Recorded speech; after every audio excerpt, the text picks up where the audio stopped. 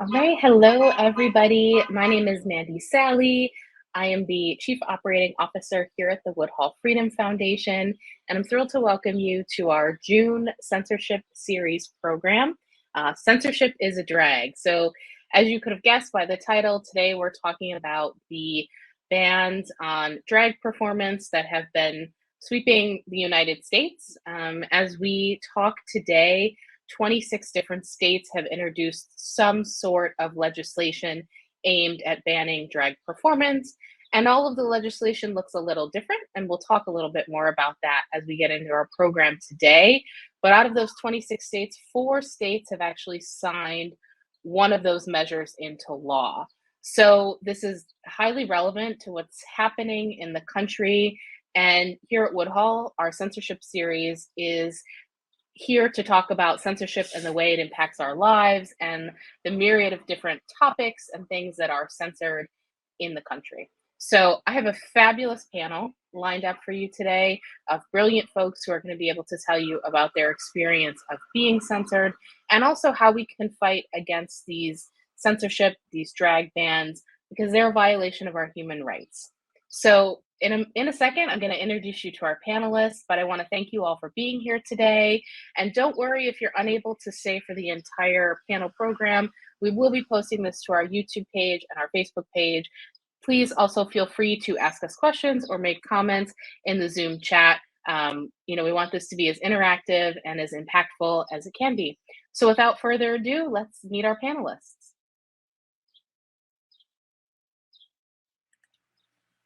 All right, wonderful. Well, thank you so much to all of you for being here. Super excited to talk about um, drag and censorship and all of the ways that we can fight against drag. So, I would like for each of you to introduce yourselves to our audience, tell them a little bit about you and why you're here on the panel today. And I'm going to start with Sandy, if you wouldn't mind introducing yourself. Sure. My name is Sandy Kosick. I work with a theater company in Memphis, Tennessee called Friends of George's. We put on drag centric theater productions that we write. We brainstorm these ridiculous little scripts that are kind of a combination between Carol Burnett, Beverly Hillbillies, Saturday Night Live, and a dash of glamour thrown in to season the whole thing. And there are little drag performances scattered through, so it's a lot of fun. They're ridiculous. We built up a great community that comes to see us over and over, and we don't get paid for it. We raise the money in about 2 weekends of performances that we're able to give a nice check of about $10,000 to $12,000 to a different LGBTQ plus nonprofit that we all agree on as a board. We agree who we're going to donate to. And after a show, a couple of weeks after we get all our bills paid and everything, we put a little money back to do the next show. And then we present a check to one of these local nonprofits. Personally, I'm 70 years old. I've been in and out of the drag community for many years. I've never been a steady drag performer. Other than a lot of benefits, I have had the opportunity to perform at the Baton Club in Chicago, as well as a couple of weeks ago at Stonewall Inn, because of they honored us at the opening of New York Pride at a ceremony they were having, and 4 of us went up to New York and performed. Actually, I'm in New York right now speaking to you because last night we were also honored by Them Magazine. It's a Condé Nast publication, and it was quite an honor. All this has come at us very suddenly. We sued. Do you want me to tell you all this right now? Well, give us a tease, because we're going to talk more about it, I think, later in our conversation. But Friends of George's has been very active in the fight against these drag bans in Tennessee. So just tell us a little bit about what your role has been in that fight. Okay.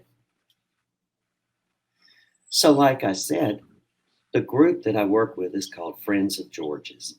And uh, we've been putting these shows on for more than 10 years. And suddenly, our governor made legislators in a small town came up with this drag ban to protect children. Um, we had a show coming up this past April, the middle 2 weekends of April, and the drag ban was supposed to go into effect April 1st. An attorney approached us and said, you have a case here. And they had several different groups they were looking at saying, you have a case here. And we were the ones they chose. And we said, we met as a group and said, yes, we'd be interested in doing this. Somebody's got to stand up. And that's where we've gone. Yeah. And on, I believe it was June 3rd, ruling came out that did say that the ban in Tennessee was unconstitutional. And we'll talk a little bit more about that, but excited Okay. To hear a little bit of good news on that Yeah. front from Tennessee. Naomi, tell us a little bit about yourself and your work.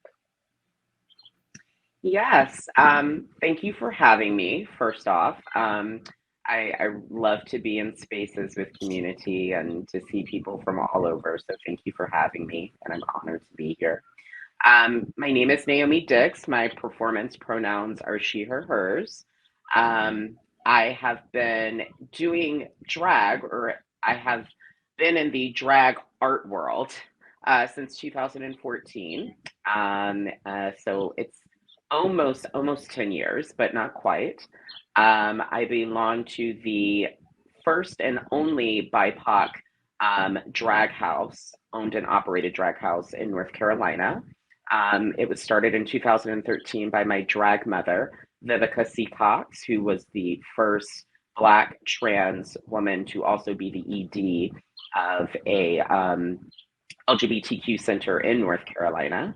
And it turned out to be the most well-funded LGBTQ center in North Carolina as well. I am also the director, or one of the directors, of North Carolina Durham Pride, which used to be North Carolina Pride. But then in 2008, Pride, but there's some historical value there as to why Pride started in North Carolina, and specifically in Durham. And the beautiful queer and lesbian community, we can thank for starting Pride in North Carolina back in the late 70s, early 80s. And we have been going strong ever since.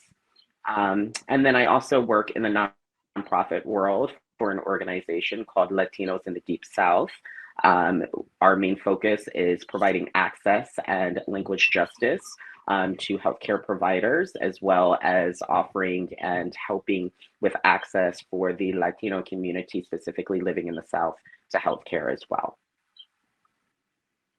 So you're quite busy. I'm wondering when you sleep. Sounds like you've got a lot going on. You don't? Yeah. I took a 20-minute nap before this, so.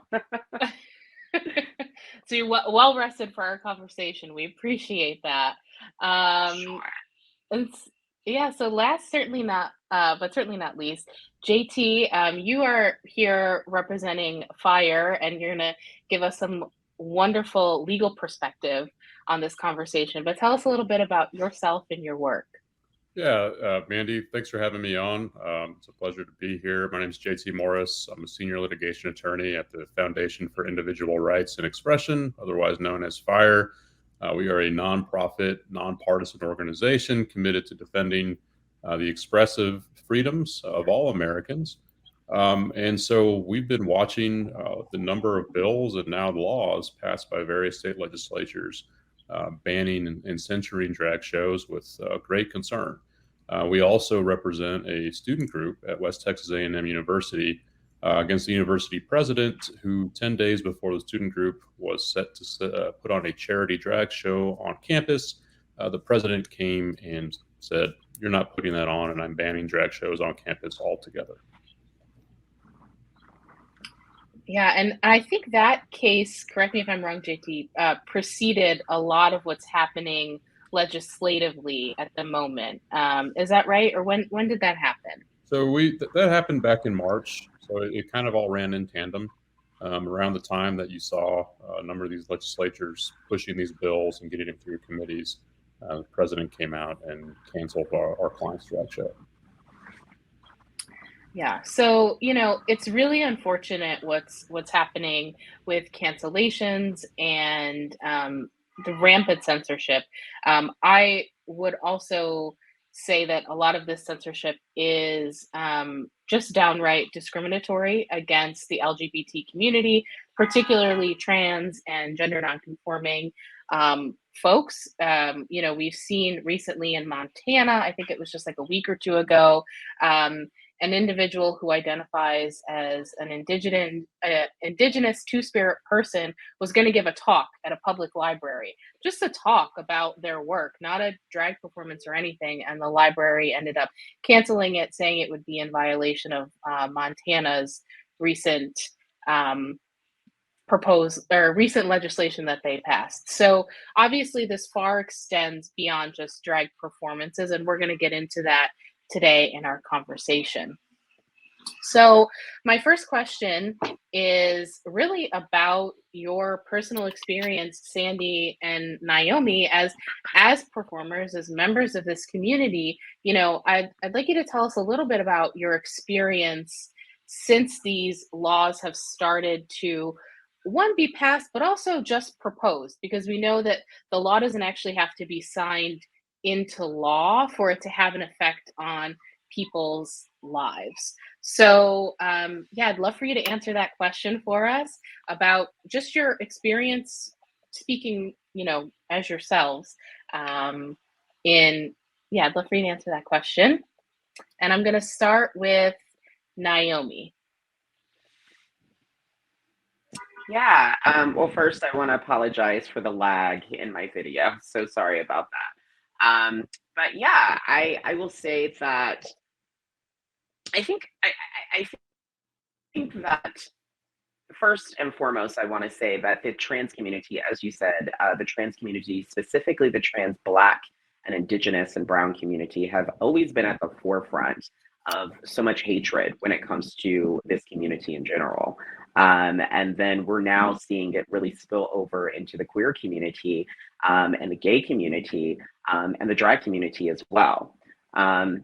One thing that I do want to say also is that a lot of people think that this has to do with drag and this has to do with performers. But at the end of the day, if we're really thinking about these bills and the language that is being used in these bills, it really has nothing to do with performances or drag.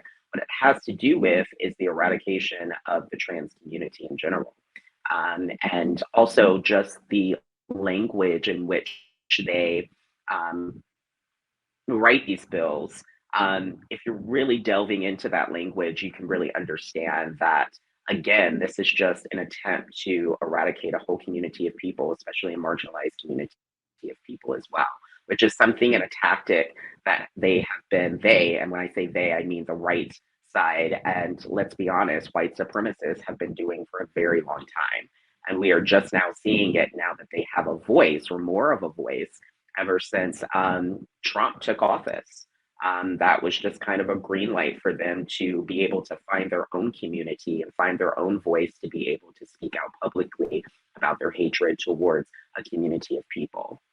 And these bills, I mean, I will say that they seem to, I will say people within my community seem to be confused as to what these bills are really about.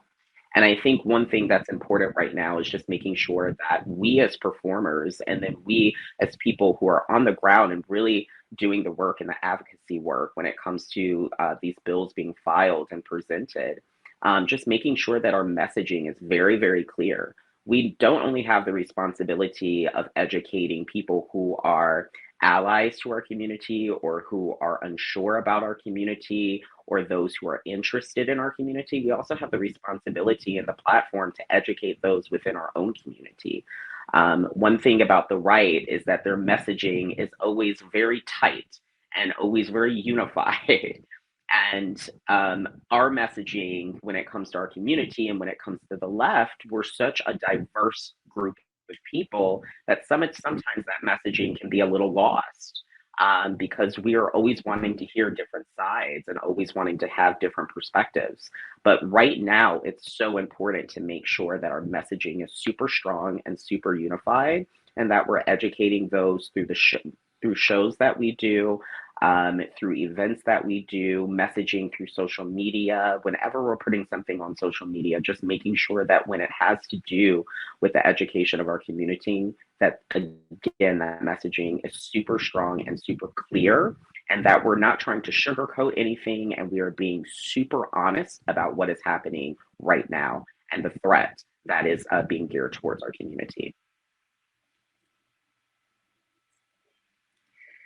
Yeah, absolutely. I totally agree with you, Naomi. It's yes, and I think that's why we've seen such widespread use of these bans, right? Is that like one legislator proposes it, it's successful, and then you know a neighboring state sees it and proposes something similar, and then you have this widespread impact. So I think that's a really excellent point about the way in which we talk about what's happening. Because you're right, the word drag is not listed in a lot of these bans, and we can talk a little bit more about that as well, because I would love to talk about like legally how some of that is looking, JT, and later on in our program. But before I do that, Sandy, if you could tell us a little bit about what things have been like since Tennessee passed and signed into law the ban. Tennessee has the dubious honor of being the first state to do so. So I'd love to hear your perspective and your experience. Well, first, I want to thank Naomi. Gosh, everything you said is so on point.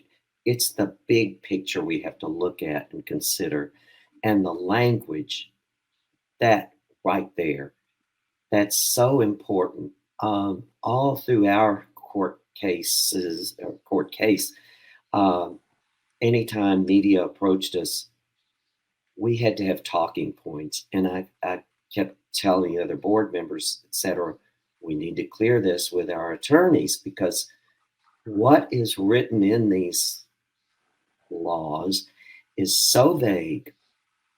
The one in Tennessee was so completely vague that we didn't know if we would be arrested just for walking on stage, carrying a purse, or if a father took a child trick-or-treating down the road and he dressed in some form that would go along with the child's costume, would that father be arrested? I mean, the language is so vague.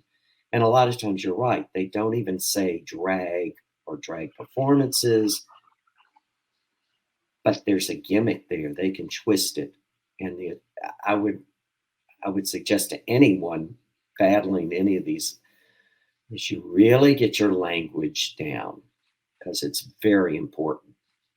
In Tennessee, uh, when we were first approached, we were all thinking, do we want to go to jail to be the first guinea pigs, or not guinea pigs, but if we were going to go ahead and do our show regardless of what happened before we knew what was going to happen, because we said, well, and I'm being the oldest, they said, you be the Rosa Parks of drag for us. You're the one who's going to go to jail, because it's not going to hurt you. You're retired. You ain't got much longer to be here. It was a joke, but still, I would have gone. One of us would have gone, because we wanted to see what grounds they could arrest us on. And even one of our local, I don't know what you call him, but a legislator in Memphis said he wasn't even going to really prosecute anyone because the law was so poorly written. And that's who they went after. Anyway, since our court case went as well as it did, we're still very leery, because They're already trying to twist what was said, how far it reaches. Did it just reach Shelby County, which is where Memphis is, or did it reach the whole state? They're trying to twist every little thing. And it's interesting because they keep going back. We're protecting children. And yeah, I believe in protecting children from um, so many things. But when you get down to it, it's like I'm stealing this from John Stewart because he had some governor or somebody that he point blank said, "Your words are you are here to protect children. Am I right?" Oh yeah, yes, that's our first goal. And then he said, "Well, this is interesting because the number one killer of children is guns. And what are you doing about gun control?" So I know we all go back to that, but it's the truth. Uh, Everything Naomi said about how they're twisting these things to secretly make us all go in the background. It's frightening. It's just frightening. So we're very leery about what's going to come next. We know the fight's not over, um, and so we're all in this together. But I keep saying, everybody watch the language, confer with attorneys, and find out what you can say and what you can't, because they're trying to say there's a discussion about what is art, what is obscene in our court case. And we had to be real. There was a fine line there that they were trying to catch us on. And I'm sure our attorney with us today can help explain that better than I can. Yeah, so I think that's an excellent segue. So yeah, JT, let's talk about this. Like, these are laws we're talking about. I think in my mind, banning drag, which is a kind of performance, seems to be a pretty clear violation of the First Amendment, and our human right to free expression. But I'd love to get your perspective about that. And like Sandy said, where is the line when it comes to performance and how folks in these spaces are able to express themselves? Yeah, no, and I totally agree. I mean, drag is full stop protected under the First Amendment. It's artistic expression. These days, it has politically expressive components to it.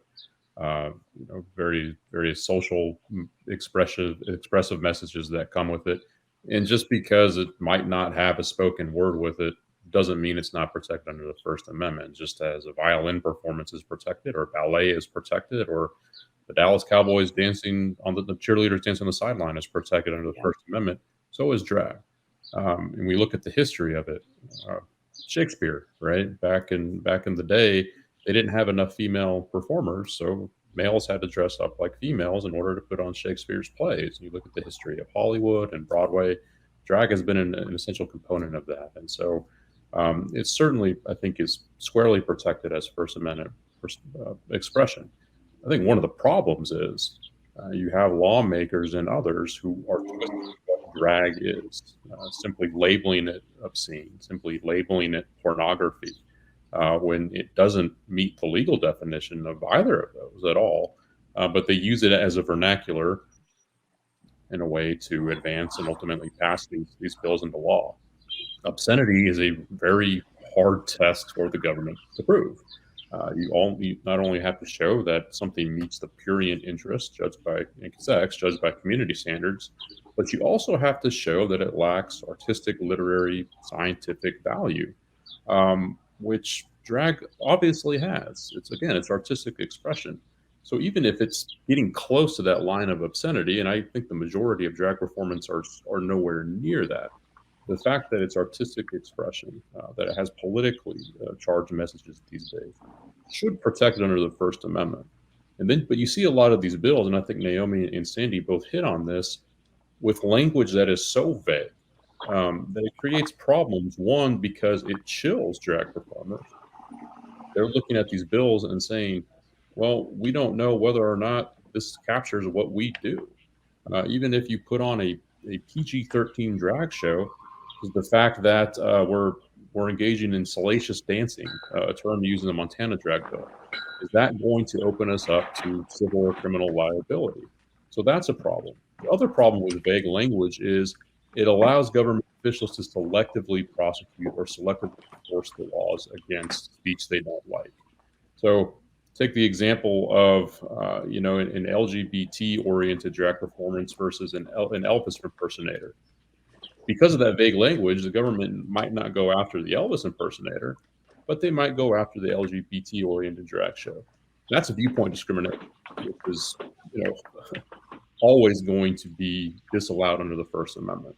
But those are sort of the ways that these lawmakers are trying to get around the very strong First Amendment protections for artistic and political expression that's encompassed in drag, in trying to chill that expression, both through vague language and viewpoint-based bills.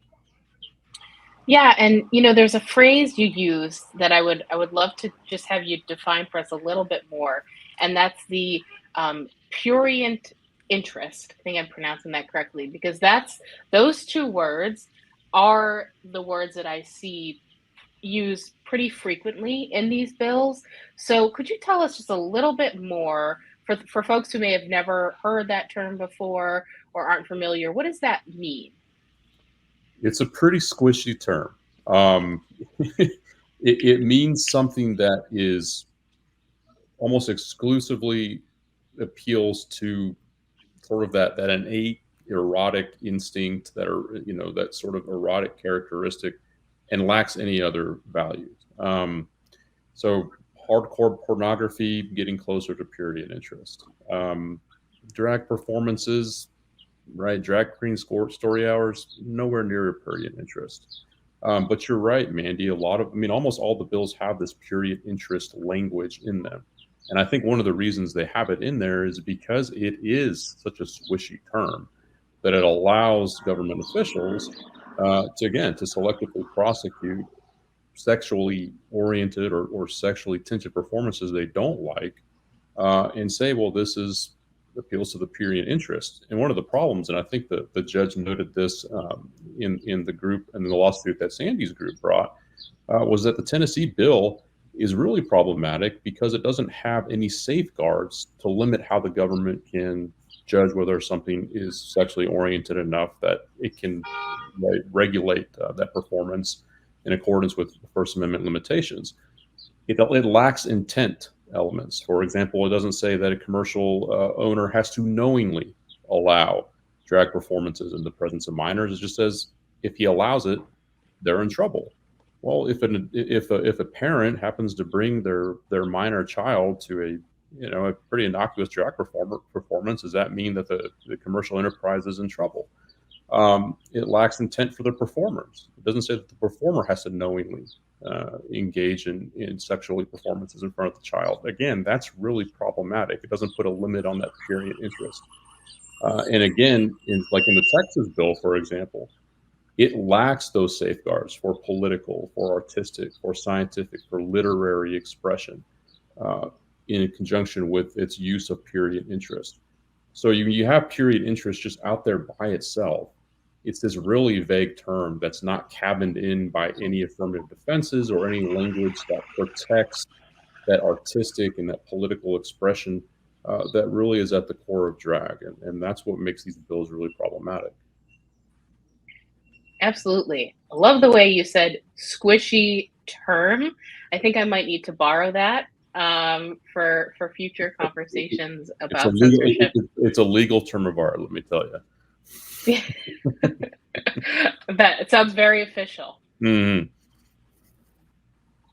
Yeah, Sandy. Am I on mute? Okay.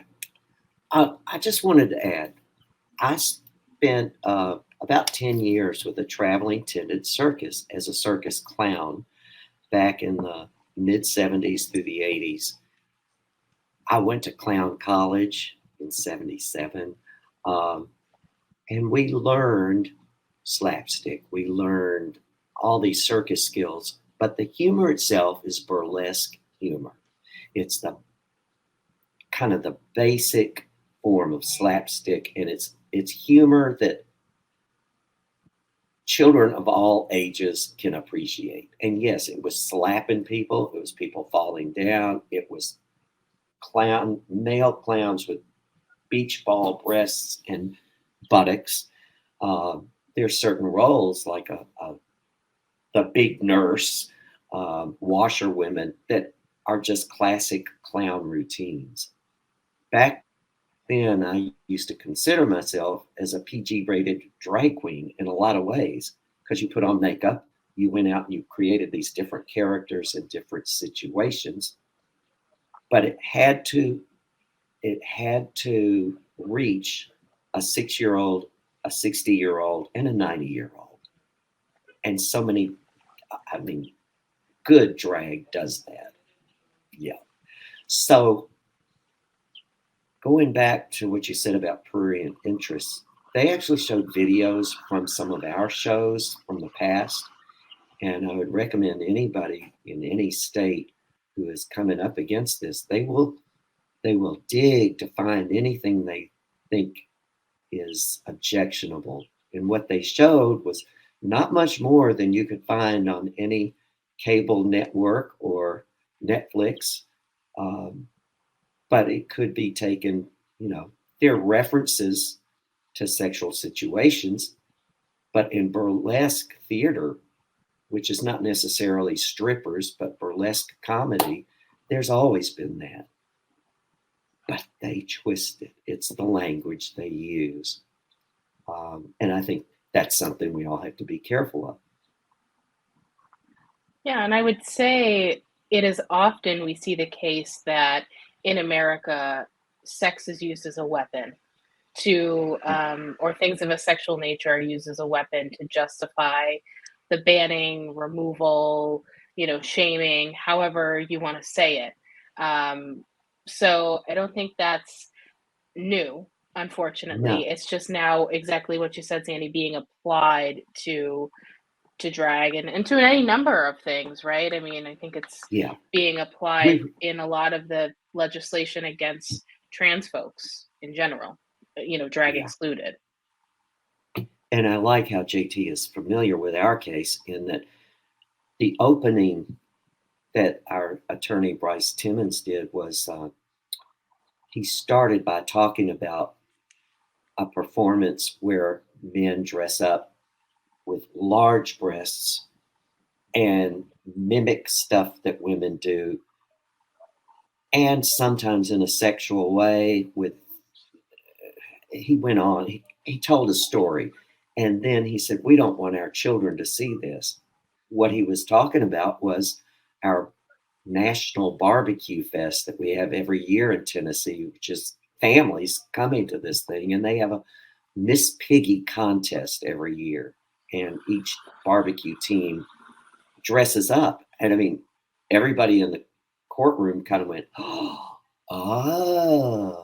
And it's the same thing with our everybody who has a national basketball team or football team. You got the dancers who do all the and shake it around. And they, it's out there. What is obscene and what is not? And our case again became a discussion of what is art, what is obscene, but you have to watch your language when you explain what you feel is obscene and what is art. All right. So, yeah, I mean, lots going on. Obviously, this is a much more complex issue, I think, than just talking about banning drag straight out. And Naomi, I'd love to hear a little bit more from you. You mentioned you've been active performing in drag for a number of years, but you've also been very active as an activist in your community. And so I'd love to hear a little bit about your efforts and how you've been fighting against this kind of censorship in North Carolina. Most definitely. And can you hear me? Yep. Okay. Yeah, so I will say that I don't think that a lot of people who step into the world of drag, because I do want to just state that drag is not just drag queens. I think that drag queens a lot of times get the spotlight, because when we do think of drag, we immediately think of drag queens, and rightfully so. I mean, when we think about, when we think about like Marsha P. Johnson, and when we think about these beautiful trans people who did drag, and maybe not full time, but were drag artists in some shape or form, we immediately think of drag queens, but we have drag kings and we have drag artists. So I try not to refer to us as just a drag king or a drag queen. I always try to refer to us as drag artists, because at the end of the day, we are artists. And drag is not our identity. Drag is just an extension of ourselves, but an extension in an artistic way. So I just always like to put that out in the forefront as well, because a lot of people think that that's our identity. And sometimes that can muddle a little bit the confusion about what the identity of a trans person who identifies as trans and then a drag artist. So again, this is not our identity, it's our art. But I don't think any drag artist gets into drag thinking about the advocacy part of it. I think that we all get into it because we fall into it, or we have some sort of, we all kind of have a story that mirrors each other, where we weren't accepted by family or friends or a community that we belonged to at one point when we were younger. And so we kind of find those within our community who are our chosen family. And sometimes that can lead to us getting into drag, or it could just be our love of art in general. And so I know for me personally, I thought that being queer was, being a 21-year-old in college with a crop top and cute little shorts and running around with glitter on my face and having a good time. But that's one very small aspect of being queer. Visually, there's so much more to that. And so when I stepped into this world of drag, I had no idea what that responsibility meant. And I always say to people that you never understand what drag is until you know what drag is about and the responsibility that comes with drag. And it wasn't until I understood that there was a platform that I had, that it was more than just hair and makeup and performances and good lip syncing, that it was about the platform and how I use that platform to educate and to facilitate safe space for people. And the effect that my voice and my visibility could have on a whole community of people and a whole new generation of people. And so the more I did drag, the more I found myself doing a lot of advocacy work. I don't even call myself an activist. People call me an activist, but I don't call myself an activist because I don't look at it in that way. I just look at it as me literally defending my family, the same way that I would defend my mother, my father, my brother, my sister, my cousins, my aunts, my uncles. I don't look at it as this major thing that I'm doing. I just look at it as it's a part of my life. And I want to continue to keep people around me that I love. And I don't even have to know you to love you, but just to keep those people safe in any way that I can. And so the activism work that I do, or the advocacy work that I do, I always have to bring it back to a drag show. If people only understood and knew that the space that is created at a drag event, the space that is created within the queer community at a queer event, is beyond anything that you can imagine. One of the things that I love about the House of Cox, and one thing that my drag mother taught me and the rest of my family as individual entities within the House of Cox, was to not look at drag shows as just having them in your traditional queer and gay spaces, but to actually have them in spaces that are non-traditionally queer and non-traditionally gay, because not everyone feels comfortable with going to a gay club. Not everyone feels comfortable with going to a gay bar. People are on their own journeys. And so when you have these events, as we do as the House of Cox and as individual entities within the House of Cox, we try to reach out to bars and music venues and outdoor spaces and community spaces to have these drag shows, because you never know who might be stopping by this event. You never know who's in the public, walking in the public eye and just walking by and saying, wait a minute, I love this restaurant, or I love this space, or I love this music venue. What's going on here? Let me stop in. And they happen to see a drag show. And the beautiful thing about that is that we're not only educating those who might happen to drop in at a drag show or who paid a ticket to come and see be a part of the queer event, but we're also educating the venue space. We're also educating the business where we're holding that event at, because the staff that are there may have never seen a drag queen or a drag king or a drag artist before. They may never have been a part of a queer event before. And so we're able to break those stereotypes of what people think queerness is about based off of social media, or what they see on social media, or what they see in entertainment, or how entertainment has unfortunately depicted the queer community over the years. And so my activism work, again, is relatively simple. I always tell people that come to my shows, being an activist or doing advocacy work doesn't mean that you have to work for a nonprofit organization, or that you have to volunteer for a nonprofit organization, or that you are out here in the streets with your fist up with a sign holding a sign up,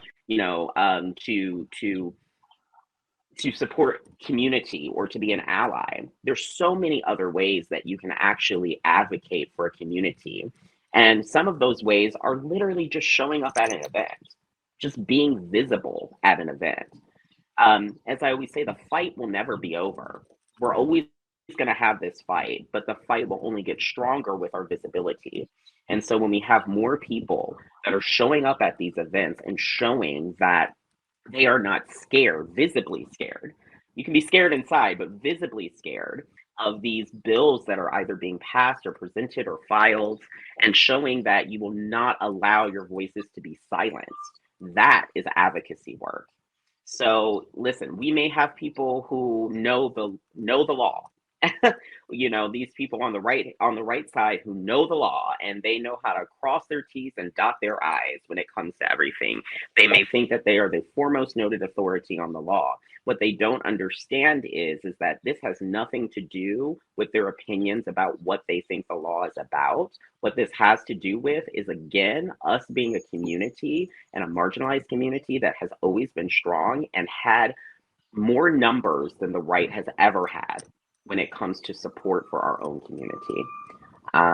And I've seen that through my own community when I was dealing with the Moore County situation, and I went out to address the people that were there to shut the show down. There were 40 people there on Emily Grace Rainey's side, who is a white supremacist. Just look her up. But white supremacist who was there to shut down the show. There were only 40 people on her side. But when I walked out of that theater that held over 350 people, there were over 250 people there in support of myself and in support of my community. And so again, we always go to these events and we're always so nervous about the pushback that we might get. But when we visibly see that there's people there to support us, and there's always more people to support us than there are people there that are against us, that is just a testament to, again, the fight is never going to be over, but it's always going to get stronger, because we're always going to have more allies that are there in support of us. Yeah, absolutely. And, it being Pride Month, I would say there are lots of events going on everywhere for folks to show up and support. And I would say an excellent example of this is, unfortunately, Drag Time Story Hour has been kind of the number one target, I think, for a lot of these bills and legislatures, and I'm just going to call them kind of hate groups or discriminatory groups. And here in New York City, where I lived, last month, our Attorney General sponsored, or our State Attorney General Letitia James sponsored a Drag Time Story Hour here in the village. She showed up with a ton of people, and her whole thing is like, we're going to lead with love and acceptance. And it was such a beautiful, wonderful event. And I think, we need more of that, right? And more support for folks, people in power, right, too, to show up and support where we need support. But I digress a little bit. And I appreciate everything you said, Naomi. Sandy, do you have anything to add to that? I do. I was thinking how wonderful. Naomi, you are just amazing. Thank you. I wish you could be the spokesperson for many states. In our court case, the state kept bringing up laws from the 60s, 70s, and 80s. And in the final stuff that the judge, and everybody keeps saying, oh, he was a Trump appointed judge. Yeah. But this man, that didn't matter. This man was a judge. He went by the law. He followed the law. And he said, so many of these laws that you're bringing up are from the 60s, 70s, and 80s. Those don't apply anymore. The world is changing. The world has changed. You can't look at those old laws and think that they're going to work in today's society. That's so hard for these, that I hate to group people, but yeah, the Trump, just all that, the Trump appointed people. No, not all the Trump appointed people. There I go again. But this small-minded faction that thinks we're back in the 50s or 60s, it's not ever going to go back there. We're only moving forward. And I know the fight is never going to be over. There's always something, but we're doing it. We are doing it. And thank you so much for getting us together on this today. And oh, I'm sorry. Go ahead, Naomi. No, it's okay. Sorry. And I just just what we were talking about. Yeah, I agree with that. Like, these laws, and everyone wants to kind of bring up things that we would think that we would be past. I mean, when we look at some of these things that we're going through right now, we're like, we cannot believe that in 2023, this is where we are right now. And it's a sad thing to think of people of my generation having to truthfully understand what it meant when our parents were telling us about the things that they went through as young people. And being a person of color, being an Afro-Latino person of color, it is sad to me that a lot of what we're seeing now is very reflective of Jim Crow. I mean, when we really, really think about it, the Jim Crow laws, in the 19th and early 20th century, of just, when these laws were introduced, and a lot of people thinking, oh, well, it's really not that bad. It's not that bad. We're doing what we're supposed to be doing. We're supposed to be keeping these things separate. You can do this over here, but as long as you don't infiltrate our neighborhoods, and as long as you don't come over on our side, then this law is fine. There's nothing wrong with that. But when you leave things up to interpretation with people that have the power to be able to take something, and that in these circumstances, the law, and people who have the power to take those laws and interpret it any way that they see fit, they can use it in any way that they want. When we're thinking about these the bills being filed, I had someone who is a friend of mine who is Republican, and said to me, I don't understand what the problem is with these laws. Why do you have such an issue with them? And, my thing about it is that it's not necessarily the original law that was put in place. The problem is that they are able to change the language within these laws. And if you change that language and you put it in the hands of people that have the power to interpret it any way that they see fit, specifically speaking of the police departments and the police force, they are able to take those things and turn it around and use it against people within our community.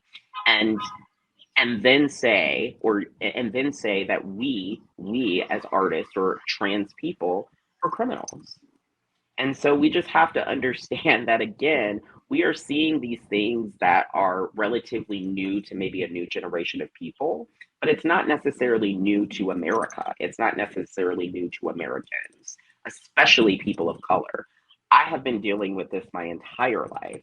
I can't wake up in the morning. I can't draw a breath without thinking that it's my last breath. I can't walk out to my car in my predominantly white neighborhood and be okay and feel as though I am okay getting into my car or walking into my house or taking the key and unlocking my door without someone thinking that I am some sort of criminal going into a house that I own with my husband and thinking that I'm a criminal. So again, this just goes back to this thing that we see repeatedly within America of just racism, white supremacy, and people wanting to eradicate communities of people that don't think as they do or don't do as they do.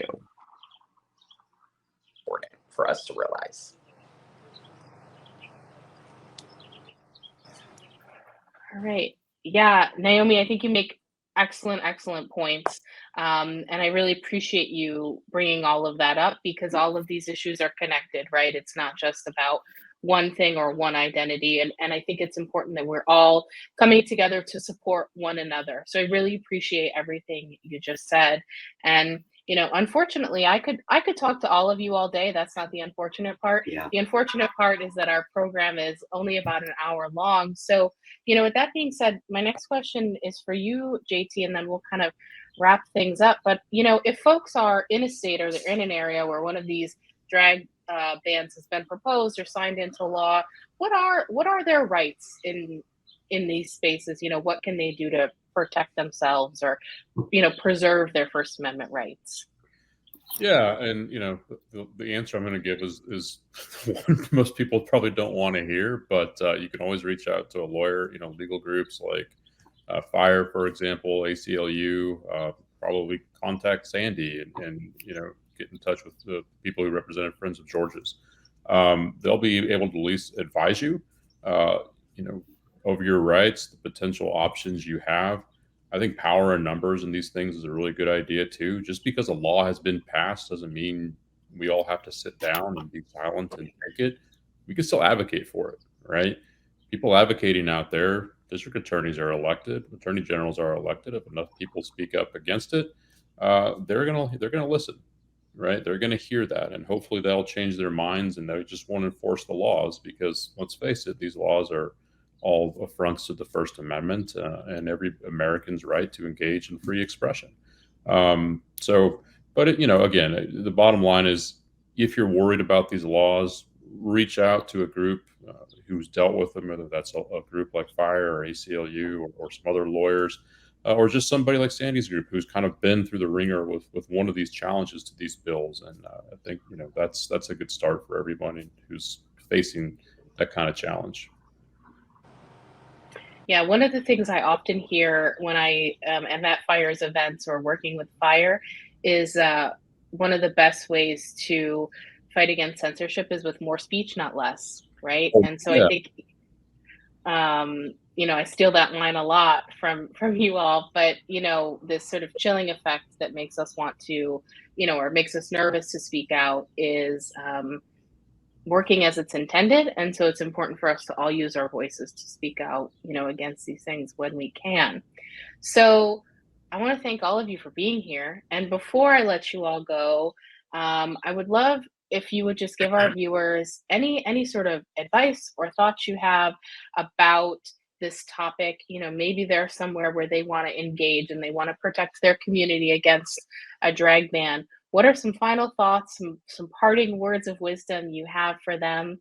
And I'll start with you, Sandy. What JT said was contact an attorney if it's affecting your area. Our attorneys have already, after they won in Tennessee, they they flew to Florida and they're fighting down there right now. It's Bryce Timmons and Melissa Stewart. Backing up, The news always looks for the worst representation. So you need to have someone, have to have a group that are good spokespeople. And there are unwritten laws for any performer or fantasy character. And I'm going to say drag queens are a lot of times fantasy characters, just like Santa Claus, the Easter Bunny, or a character in a church play. There are certain things you need to remember that you do or you don't do in public. Naomi's a perfect example. Look at her. She speaks well. She's beautiful, and she's a great representation. The news is looking for a man in a wig who's drunk going, "Oh yeah, the law's terrible."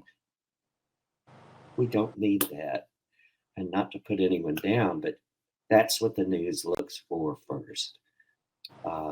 So I just think in any community, you have to be ready. Find attorneys who can help you with the language and how to present it. Thank you. Yeah, it's part of getting organized. Yes. What do you think, Naomi? Yeah, most definitely. First of all, thank you for those compliments. Um, yeah, I would say number one is to my own community of drag artists is it is your responsibility at this moment to be representation and great representation to a community of artists. That means that everything that we do and that we say right now is being looked at. And that is not to say that we are to change our artistic beauty for anyone, but that is to say that at this point, again, anywhere we go, everything that we do, everything that we say, again, is a reflection of our community, and we are representing our community. That's number one. Number two is to the community in itself, who are showing up to shows, who are allies. Um, One thing I am going to say is that when it comes to the community, this is the moment for white people to use white privilege. You've always had it. So this is the time for you to use that white privilege and give a voice to those that don't necessarily have a voice, or those who have a voice but don't have a seat at the table. This is the time for you to speak up and speak out.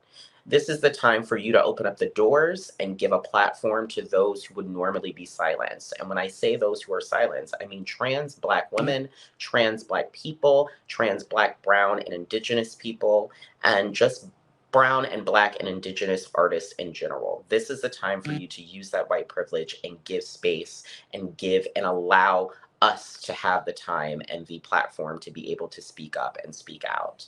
And then number three, I would say local council people, local people in power, people, local legislators. You know, these are people that you want to go to.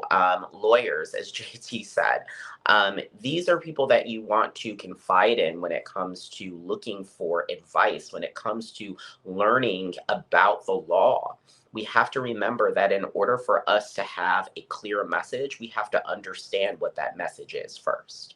And the only way that we're able to do that is by getting people or talking to people that understand and are going to help us to educate others. We will never change anyone. Our job is never to change anyone. Our job is to educate people. And we educate them through how we present ourselves, and we educate them in our continuous advocacy work that we are continuously doing when it comes to the community. And so that is one way that we can do that. And then also just remember, fund your local nonprofit organizations. They are the ones that are doing the work on the ground. And when it comes to nonprofit organizations and local community nonprofit organizations, they need the funds to be able to continue the work and the outreach to community and be able to continuously keep educating community as well.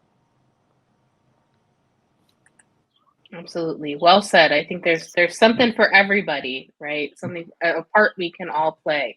All right, JT, do you have any parting words for us? Yeah, again, if you're worried, if you're feeling threatened by drag bills or something a government official is doing, in response to your drag performance, reach out to a lawyer, a legal group.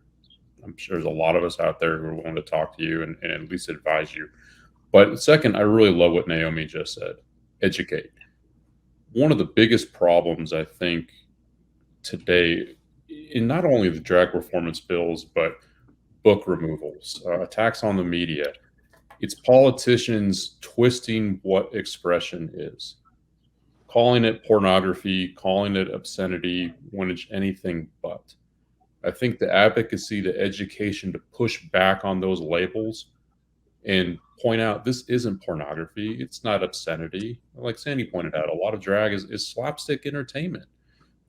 It's rooted in theater, it's rooted in art. Pushing back on that, and like you said, Mandy, I love it. Fighting censorship with more speech, showing why they are explaining and educating the public about why these ideas and these labels these politicians are using to pass these censorship bills are so dangerous and why they're wrong.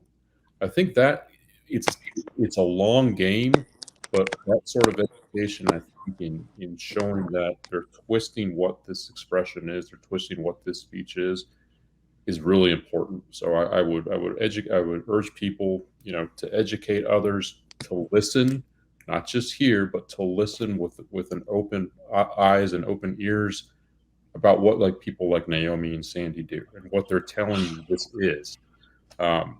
Can hopefully go a long way in stopping and curbing the trend of these bills getting passed, and hopefully protecting the First Amendment rights of drag performers and everybody else who wants to express themselves as is our American tradition. So. Absolutely. Well, I want to thank all of you for being here. Folks who are tuning in, I'm going to be sending you a follow-up email with links to all the organizations that our fabulous presenters are a part of. So if you want to follow up with them afterwards, you will be able to. So yeah, thank you. Thank you to all of you so much. I really enjoyed our conversation and learned so much from you today. Thank you. Thank you so much. Thanks. All right. Well, thank you so much, everybody who tuned in. Really, I think this program could have been about 2 hours. There was lots to cover, lots to talk about, and I really appreciate everybody who was here with us. Hope you're feeling inspired, and I hope you're ready to speak up and speak out against all sorts of censorship. If you enjoyed our program today, if you learned something, please head over to woodhallfoundation.org/donate. These programs are always free and they always include ASL interpretation. We want as many folks to get this education as possible, but we need your support to continue doing these kind of programs. So if you're able, please make a donation today and support Woodhull so that we can continue to bring you great education like this. So thanks everybody for joining us, and we'll see you next month. We're going to be talking about online censorship, and I have another amazing panel lined up for everybody. So thanks for being here.